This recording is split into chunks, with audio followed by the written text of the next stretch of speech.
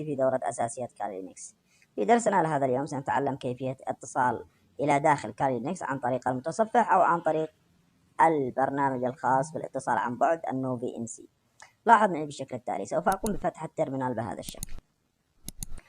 طيب الآن أنا داخل بالتيرمينال. أول جزئية سوف نقوم بعمل ماذا؟ بعمل تحديث للباكج بشكل كامل. سوي اي بي تي بهذا الشكل او سودو مثلا اي بي تي بهذا الشكل. سوي ايضا ماذا؟ ابديت. طيب سوينا ابديت بالشكل التالي، اقوم بالضغط على زر انتر. الان يبدا بعمل تحديث للباكج بشكل كامل. هذه الجزئيه الاولى. الجزئيه التاليه سوف نقوم بعمل ايضا تنزيل. سوي سودو اي بي تي بهذه الطريقه. سوي ايضا انستول او تنزيل اي بي تي انستول مثلا بهذا الشكل واي ونو في ان سي بهذا الشكل، ونقوم بتنزيل ماذا؟ النو في ان سي الى داخل السيستم الخاص بنا بالشكل التالي. مسافة x11 نو في ان سي بهذا الشكل. اوكي نو في ان سي. اوكي اقوم بالضغط على زر انتر. عفوا اقوم بعمل بالسودو اي بي تي انستول بهذا الشكل.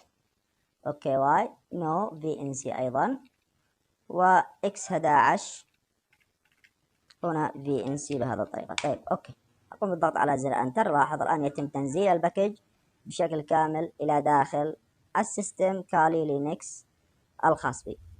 لاحظ اوكي تم التنزيل. الشيء الاخر سوف اقوم بعمل او كتابة الامر التالي لضبط الاعدادات الخاصة بالنو في ان سي.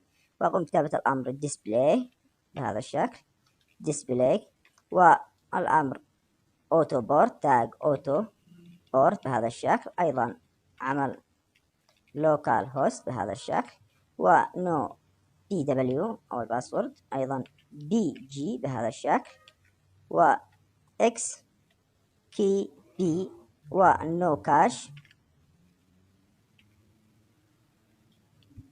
ايضا نو كاش سي ار سوي كوايت فور ايفر. اوكي الإعدادات طويلة بالإمكان أن تأخذها من الدوكيومنتيشن الخاصة بالكالي لينكس يا شباب. طيب أقوم بالضغط على زر أنتر. أوكي لاحظ معي الآن تم ضبط الإعدادات التالية الخاصة بالكالي لينكس. الجزئية الأخيرة سوف أقوم بالتحقق فقط لا غير بالأمر SS أيضا NTB بهذا الشكل، وطيب أو البحث قرب عن ال VNC بهذه الطريقة.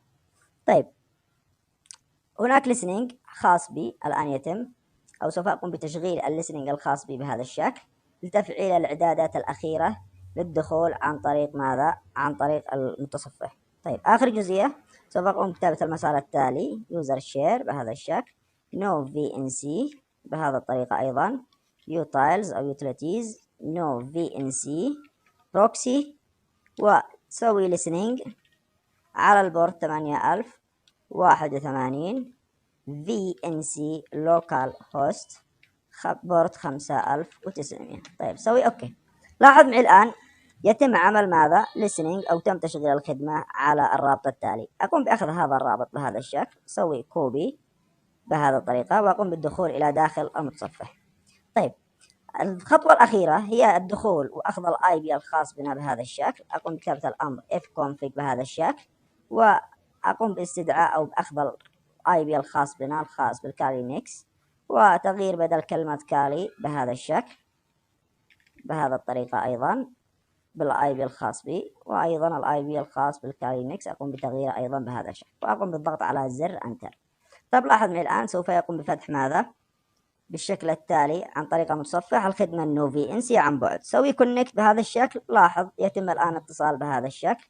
إذا تم الاتصال بنجاح إلى داخل الكالي لينكس بهذا الشكل. الآن بإمكانك أن تقوم مثلا بالتحكم بشكل كامل عن طريق هذا المتصفح وتستخدم كافة الخدمات الموجودة بداخل كالي لينكس. إلى هنا انتهينا. تحياتي لكم والسلام عليكم ورحمة الله وبركاته.